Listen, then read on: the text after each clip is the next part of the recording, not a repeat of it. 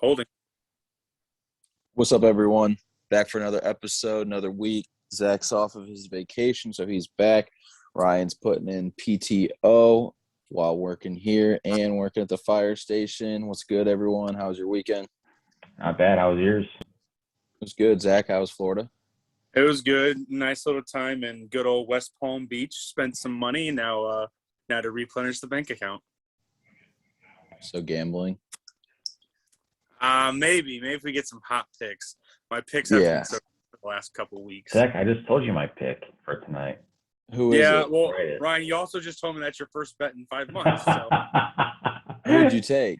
I took the Bucks minus 4.5 in the over. I parlayed it. That gives me a weird sense that the Bucks are going to get blown out. Then They probably will. I don't know. They haven't been able to stop Giannis. So yeah, no, I mean, they're also really good. Let's just start with that. Yes, you were about to say it, but yes, their role players play like Chris Middleton, Andrew Holiday can be all-stars. They play like all-stars at home. Bobby Portis has this swagger at home, and he tries to be this big tough guy. Not saying he isn't, but at home it works because everyone cheers him on.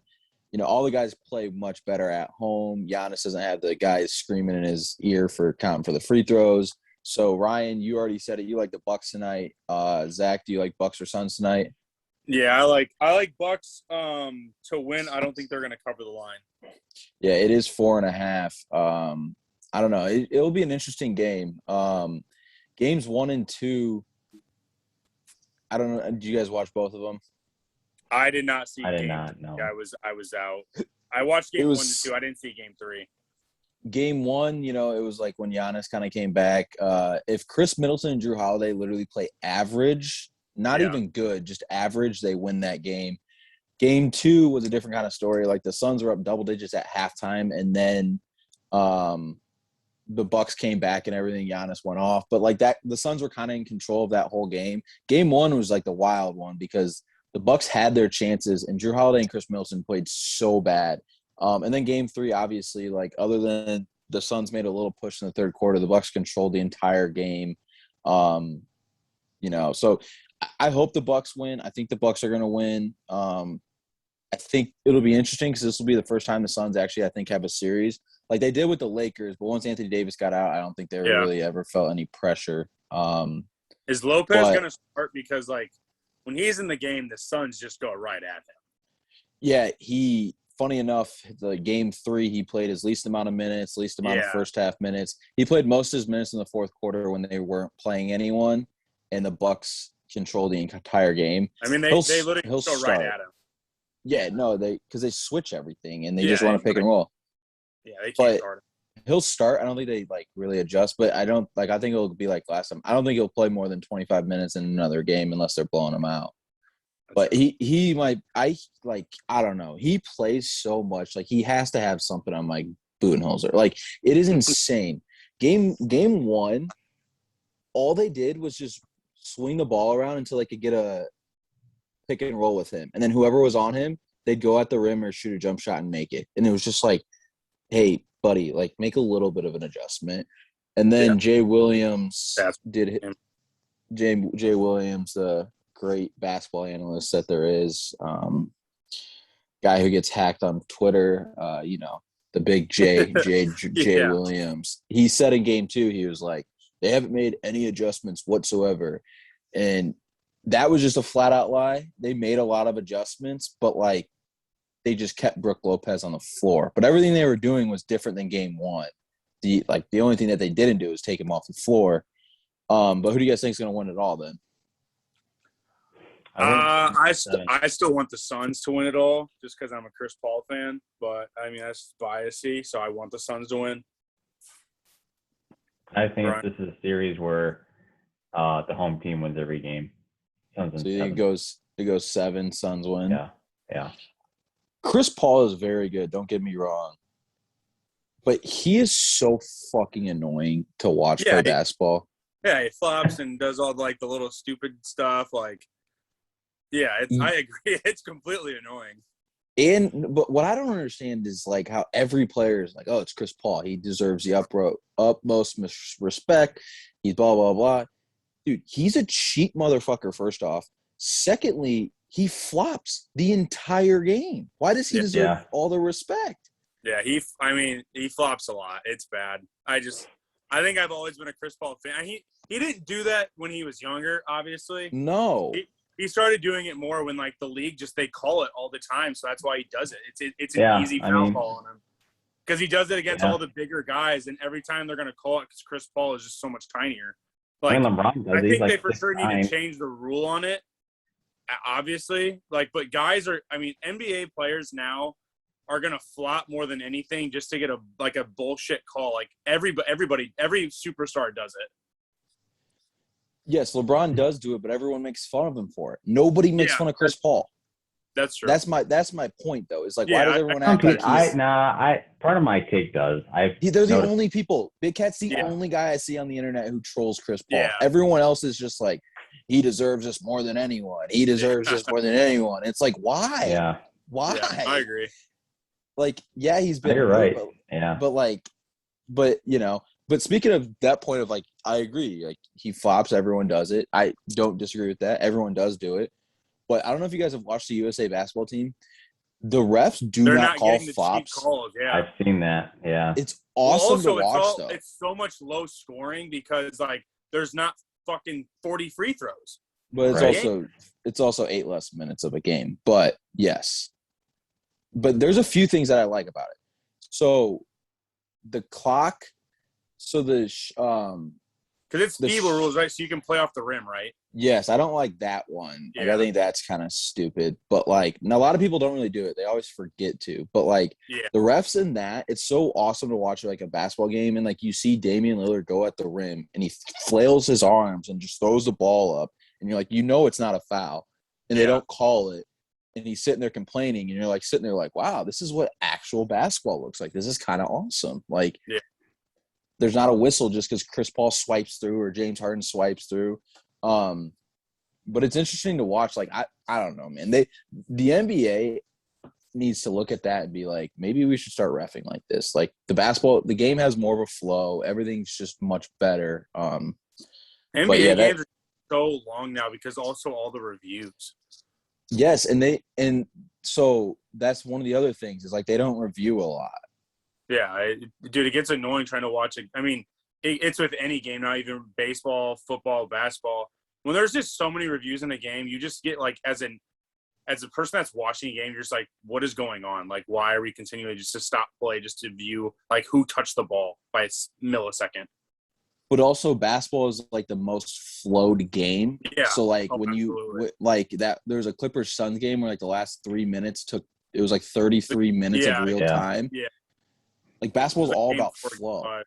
It's all about flow. And it's like, what are we doing here? But, all right, let's move on. UFC fight this past weekend.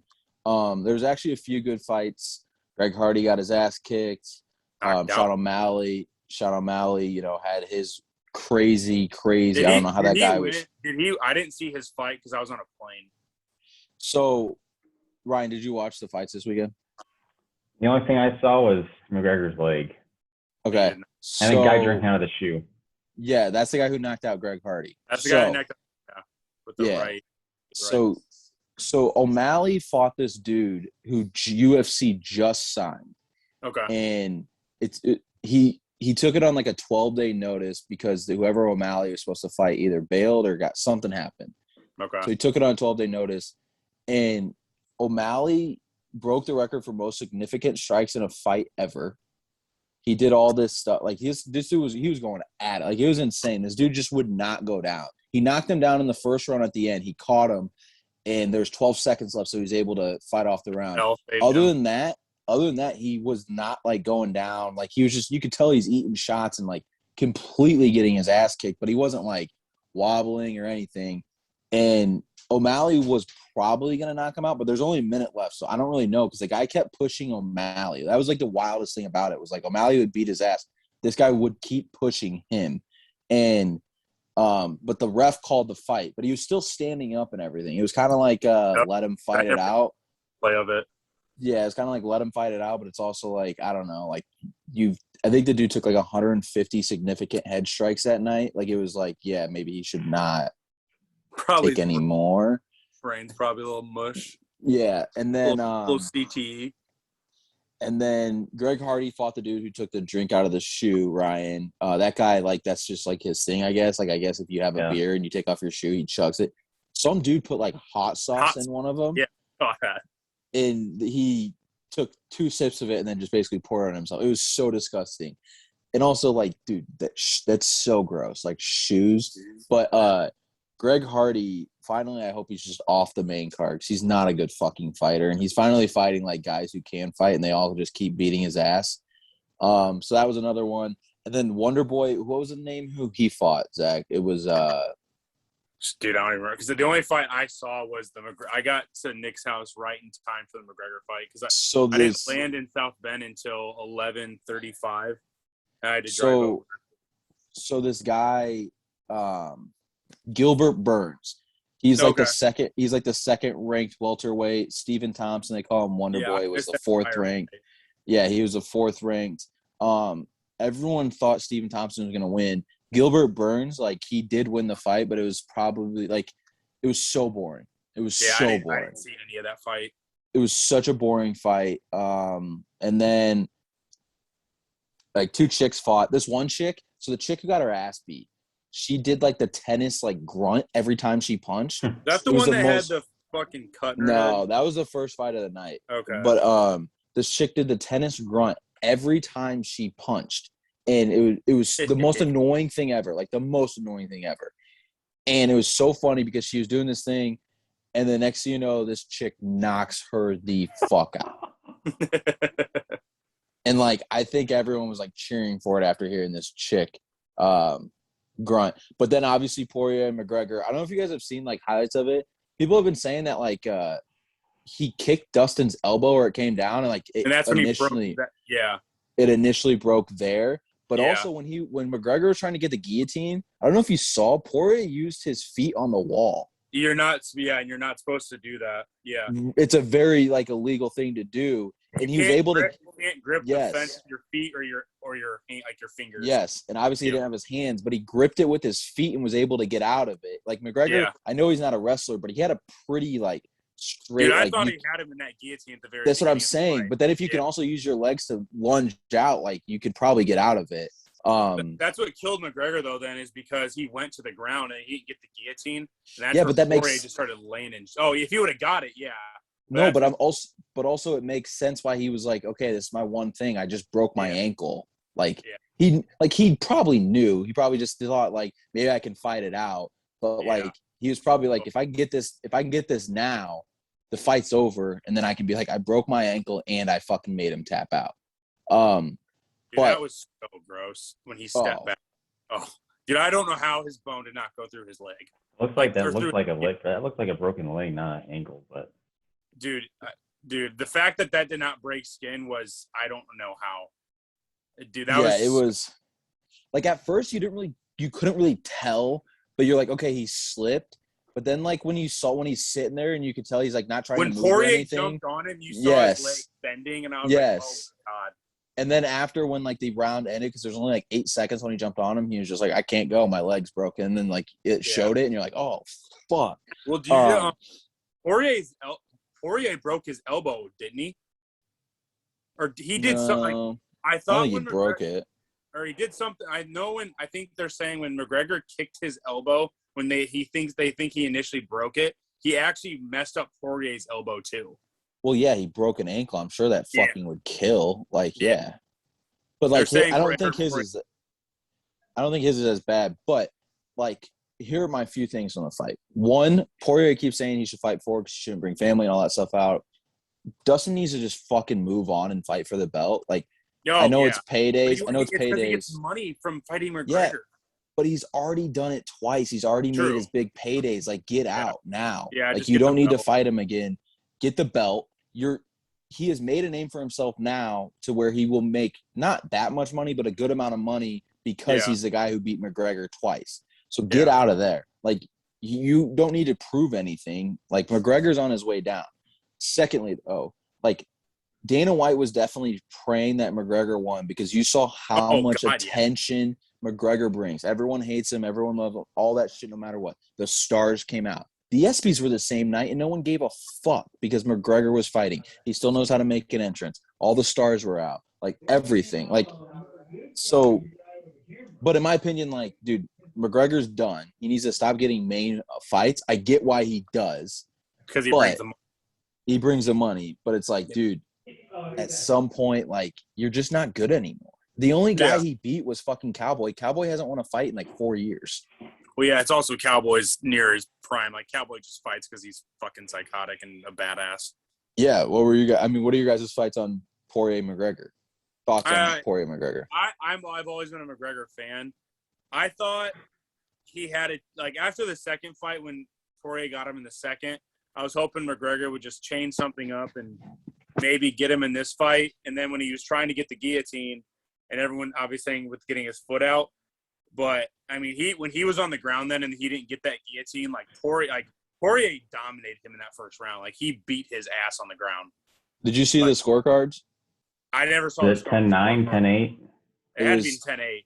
One guy had 10-9, two guys had 10-8. Yeah, he owned him. He owned that entire fight. Like everyone thinks that Conor would have got back up for second round. Like I don't know, I just didn't see it. My thing is like everyone wants a round 4. One, McGregor's gonna have to heal for months from that injury, retrain. At that point, if Poirier goes for the belt and wins the belt, there's no way that they can let McGregor fight him for the belt for the fourth fight. Like that's just not fair to anyone else in that weight class. Even though people want to see a fourth fight, because like. He hasn't proven anything to keep fighting for a belt in that weight class. 100%, Ryan. Yeah. I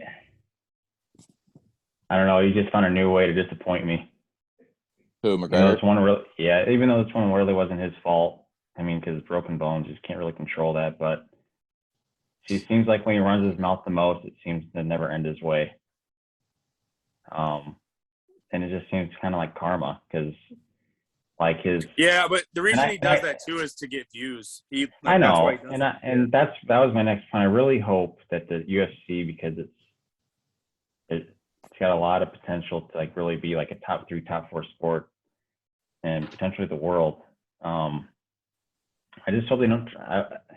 They have some WWE tendencies, and I hope they get rid of those. And but those WWE tendencies help their views. I know, but when it comes to some fighters, the other top sports don't have that issue, and they are doing just fine. But UFC has to. Like it's mano y mano. It's who's a bigger badass in the ring. That's actual fighting. Like WWE, 80% of that stuff is fake. Like but the NFL doesn't have to do anything because it's going to be king. If it's shitty, good, or whatever, it's always going to be king. NBA ratings are down $1 trillion. Oh, their finals ratings they're awful. Like they have to go back to like 2016 for how bad they are. Like that's horrendous. And, the baseball ratings are honestly from the first half on MLB Network are up. Like they're the highest they've ever been. Now, Ryan, I do agree with you on the part of like they have the WWE aspect of it, and it always seems to be like a McGregor guy, and then the guy always loses. Like it would be awesome for like the guy to win.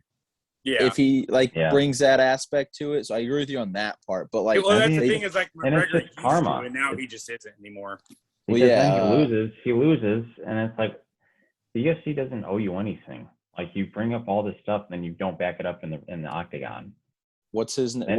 Poirier had that line where it's like it's not karma, it's just what he fucking say. He said something like it's not karma, it's just looking in the mirror, something like that. Yeah. Like his remarks at the end, like, "Oh, your wife was in my DMs." Like, people have known that for 3 days now. Like, that's kind of in the sports media. That's kind of old news. But also, like, it's a tough thing to say while you're on the ground getting stretchered out. Like, like, well, did you see how like, McGregor said he's like Poirier is gonna leave the match in a stretcher, and then McGregor left in the stretcher. That's what I'm saying. Like, it's like a lot of what he was saying. It's like a tough sell when like you get your ass beat. Yeah, he hasn't backed up his word since 2015, 2016. I mean, Habib was Habib 16 or 17? 17? It was at least 17, yeah. Because then he boxed Floyd in 18. I mean, he got $100 million and he boxed Floyd, so he got a payday. Then he fought Cerrone and he's fought Poirier twice. Yeah, McGregor's kind of, to me, he's like the Odell Beckham or the Cam Newton of the UFC.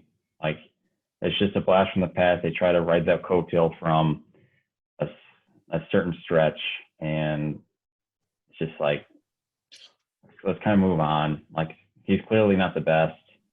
Hasn't been for a few years now. And it's just time to, I don't know, ride someone else's coattail now. Yes, but also, like, at least McGregor has won champion. Like, McGregor had the double belt. Yeah. Like, he, like, in his prime, he's one of the best to ever do it.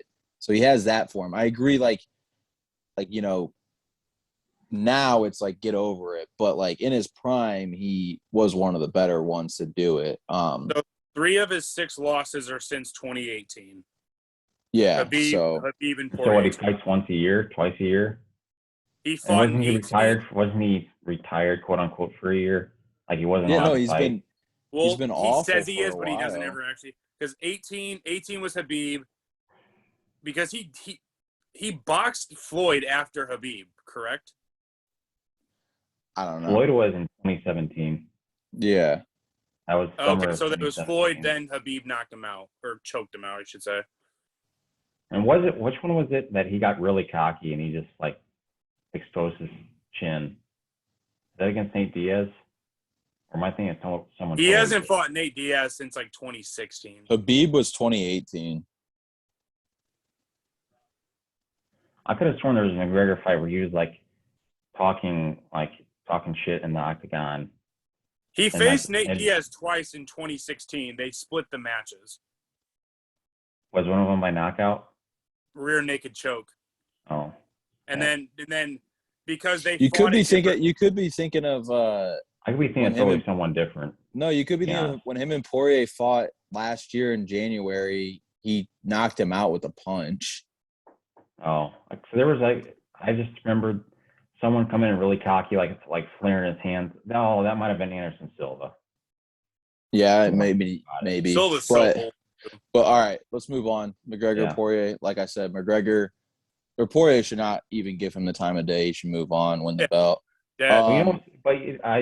One more thing for me. I like how genuine it was, because even Poirier said it's not over. Like, it's either they're going to fight in the octagon again or they're going to meet up in the streets.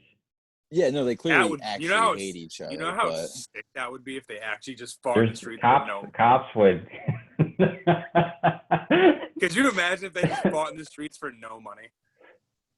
Well, at least you know their hate is legit and it's not for show.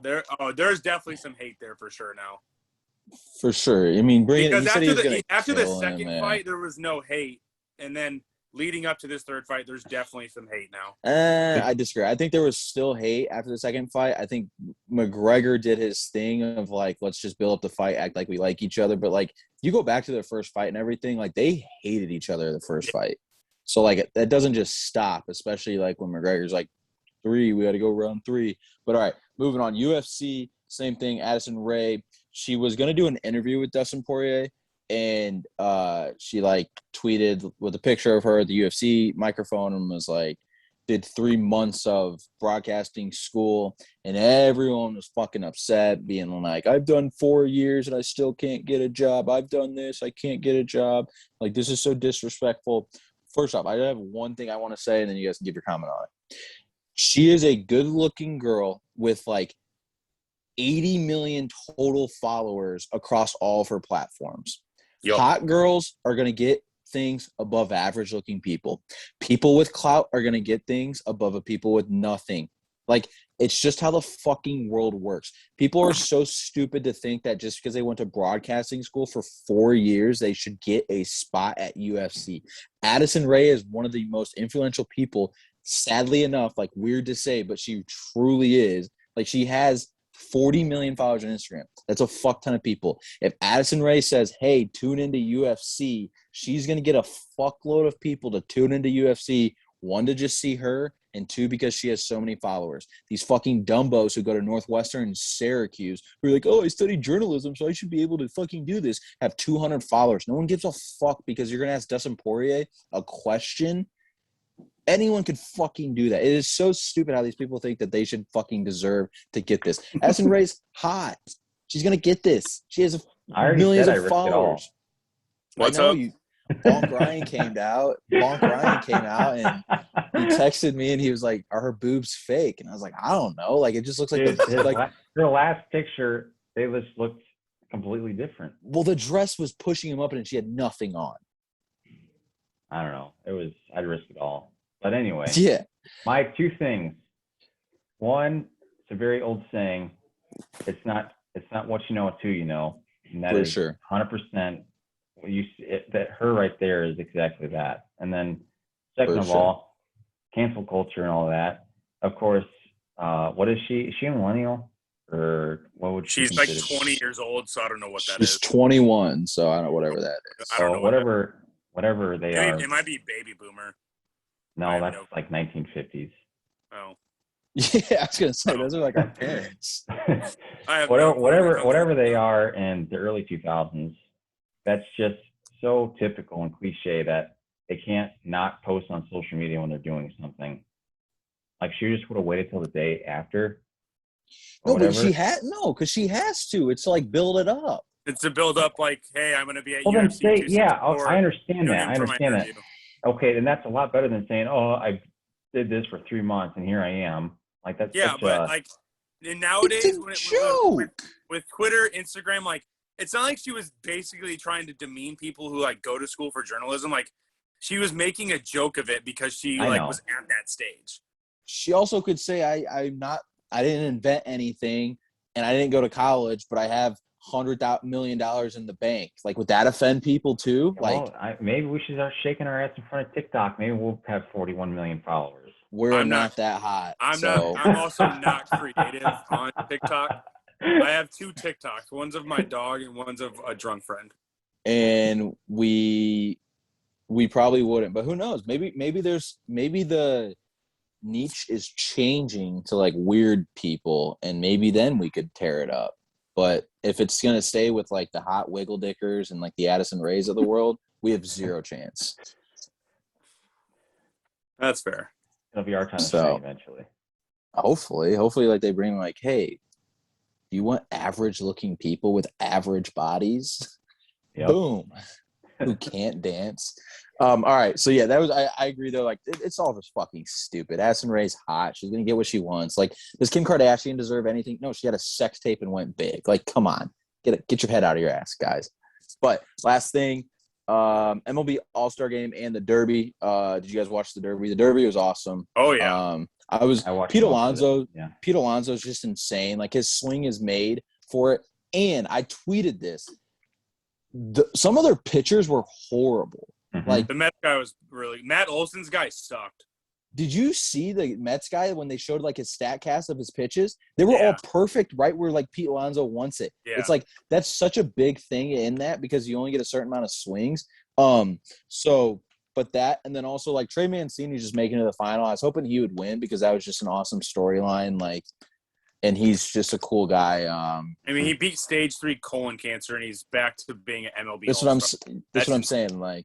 Yeah. And he almost won the Derby. Like Pete Alonso didn't like blow him. That was the only round Pete Alonso didn't like kill it. Like he was at like he had 30 seconds left, but like every other one he was like well over. Probably would have hit 10 more than the next guy. You know, he's made more the last 2 home run Derby one than he's made in his 3 seasons as a player. Yep, that's insane. Yeah, insane. Arbitrage is interesting. But the home run Derby needs like. It's so cool. It's like the one time like average fans are like, dude, baseball's kind of cool. Like, because they finally changed that rule where you could just keep throwing pitches and hitting bombs. You used to have to wait for the ball to land until you could like technically hit the next pitch.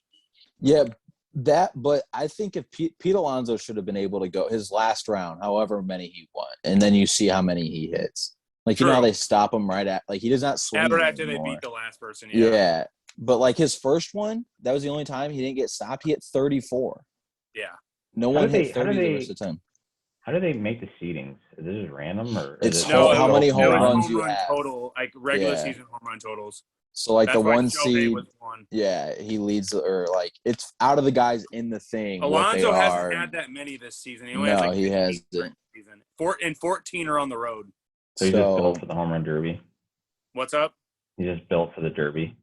He is really.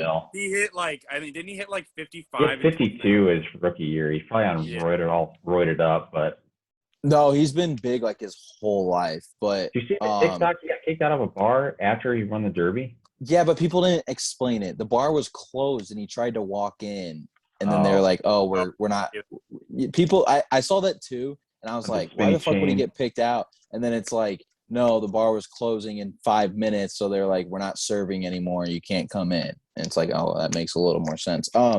But Pete Alonso's problem in the regular season is like Lindor fucking blows at hitting. Like the Mets are no joke, maybe the worst hitting team in baseball. I think they're the second worst runs team in baseball behind the Pirates, and they're winning their division. They're so bad. Well, their pitching is insane. Their pitching, they have three. I mean, they technically have 3 all-star pitchers. So, like, if Lindor can start hitting well, that'll help Pete Alonso. And then if Conforto or someone can bat, like, after him, that'll help him. But, like, he is made for the home run derby. His swing, he's so big, so he doesn't get that tired. Like, and he's especially just so in Colorado strong. where the ball flies. Yeah, he's just so strong. But I saw this tweet last night. So, speaking of the All-Star game was pretty cool. Stephen A. Smith with just moronic comments. All three get, like, so bad. The winning pitcher was obviously Ohtani. The MVP was Vlad. And then the closer was Liam Hendricks, who's from Australia. 2 out of the 3 guys don't even speak English. And it's like, dude, you want these guys to learn English? Have you ever heard Shohei speak? No, I know he speaks well, but he still uses an interpreter. Like, he can't. But, like, that's where Stephen A. was so dumb. Like, he's given, like, award ceremonies in English. Right, I know. That's where, like, Stephen A. is just an idiot. Like, he can write stuff down and speak it, but, like, if you're, like, trying to converse with him, he can't keep up. But one thing, it was kind of awesome. I don't know if you guys saw it, but his translator was his catcher, Ohtani. Yeah. And he was like, he looked like he should not be back there. Did you see Shohei's response? He was like on a knee. His translator his catcher? No. They asked him, and they're like, he's like, I'm already nervous to be out there. He goes, so I want the person to be behind me catching want to be more nervous. That makes total sense, though, because he looked like such a dweeb out there the entire time. He looked like he was a Pee Wee catcher. Played baseball since he was, like, little. Ever? Yeah. He looked like such a dweeb. He's on one knee. Yeah, he did, like, the cross-leg knee where, like, you can't catch. Like, it was so funny. Like, playing baseball your entire life, like, up to, like, high school or through high school, and you get asked to, like, catch an All-Star game. I would drop so many balls because I'd be nervous. Yeah, but you're like, it's a home run derby, so you're not going to catch that many balls. But the All-Star game, I saw this tweet that, like I said, though, Stephen A. Smith, just all-time dumb quotes, like, just so stupid and, like, just so fucking stupid. But this guy was like, the All-Star game, since pitching has been, like, such a thing where, like, guys get injured and all this stuff, they should announce the, like, All-Star starters and stuff. And they have, like, the good players. But they should pitch, like, the worst 5 guys. And so it's, like, just a home run derby. And then none of the guys can complain about pitching and getting hurt either who are actually good. But you have, like, 2 Pirates pitchers, like a Diamondbacks pitcher. And, like, imagine that lineup up there. The entire Cubs starting line. Yeah. Well, hey, technically they did have an all-star on the team that should have been in the game. Dude, Chapman would have at least given up a bomb or 2. He's been so bad of late. Yeah. Yeah, but how awesome would that be to watch an All-Star game where, like, hitting's the main thing? Also, Vlad Guerrero's home run when they were interviewing Fernando Tatis, like, that ball was just completely obliterated. That was that was a home run derby ball. That was they were landing the night before. That was literally insane how hard and how far he hit that. Because, like, Burns is probably the second best pitcher in the National League behind Jacob deGrom right now. Oh, through the whole year, he has been. Like, Scherzer got the start because it's Scherzer, but he hasn't been that as good this year. But, like, dude, because Burns started the year with that record of 58 straight strikeouts without a walk. Yeah, but Burns has been his last outing. He did get shelled. He did get shelled, and then the outing before that, he got up like 3 runs. So, like, maybe he will have a bad second half. But I mean, he only gave up 2 runs or whatever. But that home run was insane. I didn't know Vlad Jr. was batting over 330. Oh, Dude, he's insane. The only reason Ohtani is leading the AL MVP is because he's got pitching. 33 bombs, 70, and then he's 4. Oh, wait, you got to go? Yeah. All right, he's listening to the call. All right. Well, Ryan, if you got to go, okay. I was going to say we can end it there because we're pretty much wrapped up, but yeah, that's the only reason why he's leading. But I don't know. All-Star Weekend kind of brings out the thing where it's like, hey, baseball like should be cool if they were only good at like marketing and stuff like that. Like maybe more people would like really it. Is helping them a lot for sure, and even Ohtani because he's like the plays he makes are very like SportsCenter top 10 plays and like his swings and stuff like that. Yeah. Yes, for sure. I like the in-game interviews, like even when they're at the bat, like the batter's box. Dude, I wish they would do that regular season, but obviously I understand why you don't. Well, and like I'm trying to why are you? They're like, what are you expecting here? And they're like saying fastball. If I'm the catcher, I hear that. I just think it's going to be a changeup. Yeah, well, that's why they couldn't probably do that in the regular season. But I don't know if like they were like, we're gonna put the microphone on Liam Hendricks for the 9th inning, and then like after two set, because like you can tell even when he pitches in the regular season, like he's cussing the whole time. Oh, he like, drops F-bombs the entire time. And so like literally his second sentence was like, "Fuck this shit," and then they like after that did not like they like muted his mic the rest of the time. Low, and it got to like a 3-1 count, and he was pissed. Yes, and then like when he won, he was like, "Fuck yes!" But they didn't have him. They like muted him after that. But didn't Tatis say something bad in Spanish? Joe Buck was like, "Oh, I know what that means." Probably. That's funny though. Dude, the catch that Jared Walsh made in the 8th inning, man has never played an outfield inning in Major League Baseball and made a sliding catch with the bases low. He plays first base. Oh wow. Like he was playing left field just to like get him into the All-Star game. Yeah. Like wow. He literally had a sliding catch to keep the lead. Yeah, that was a big play. Also, the AL has won 8 straight now. Mm-hmm. Yeah, that's kind of insane. Considering like they do suck in the All-Star game. The NL has like won a good amount of World Series in the past 8 years. So also, I like how the MLB All-Star game is the only All-Star game that means something. Like, those guys actually try when it's out there. Yeah, the Pro Bowl is worthless. I don't even know why they have it. Name the Pro Bowl roster, and it should end right there. Yeah. And then is the NBA similar? Like whoever wins the NBA All-Star gets home field or home court? Yeah. It's best record for NBA. It's best record, but the only thing that they changed is like that whole scoring thing, which has actually made it better because then it made it more competitive. Yeah. They fuck around for 3 quarters and then they're like, oh, we know like a targeted score, so then they like play hard for like 4 minutes. They played at 24 in the 4th quarter for Kobe or something like that. Yeah, so like that's the only thing that's made it better. But yeah, the All-Star game, MLB All-Star game is probably the best All-Star game there is for sure. Yeah. But is it hockey like 3-on-3 or something like that? Yeah, Hockey's a lot like it's a lot like NBA. It'll be the score's gonna be like 7-6. But like hockey, like no one really plays because like it's the easiest way to get injured if you play hard in a hockey fucking All-Star game. So, but anything else you saw from this weekend to wrap it up? Shohei Ohtani's the GOAT and he's gonna win MVP because I bet on him. I think it's a runaway now. I don't even like. I agree with that. I don't think it's close. I mean, if his pitching doesn't keep up to par, it's going to be harder, especially if Vlad continues to bat .330 and he has like 50-plus bombs and 130 RBIs. What's Ohtani hitting? 270 with 33 home runs and like 70 RBIs. Then he's 4-1 with like a 3.5 ERA. Yeah, but he just needs to be he just needs to be around Vlad. Even if he wins 8 games, like it doesn't have to be an all-star pitcher. Yeah. No, I agree. Yeah, most valuable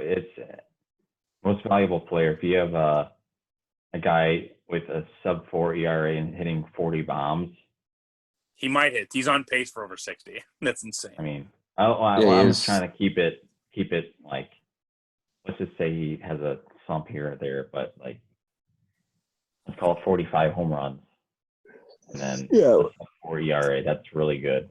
I don't think you cannot give it to him. Oh, I agree. For sure. He's doing it from literally like even that German Marquez from the Rockies. Rockies. I was looking at his like like 8-6. It's like a 3.5 ERA. Like that's not even like that good. But I haven't watched him at all this year. He probably. But he also pitches in Coors Field. That line is. Yeah, that's true. Like, yeah, but he was gonna make it because they were playing there no matter what. He's their best pitcher, so they were gonna have him make it. And like DeGrom, like there's a few guys who didn't go, so like that definitely opened up some spots. But yeah, I agree. There were some guys where I was like, yeah, they're not really that good. But all right, that's Mike all for tonight. He's batting 197. That's all for tonight. We interviewed the Toronto Blue Jays draft pick last night. So go check that out if you're on our YouTube. We'll see everyone next week. See ya. Do we have like unlimited?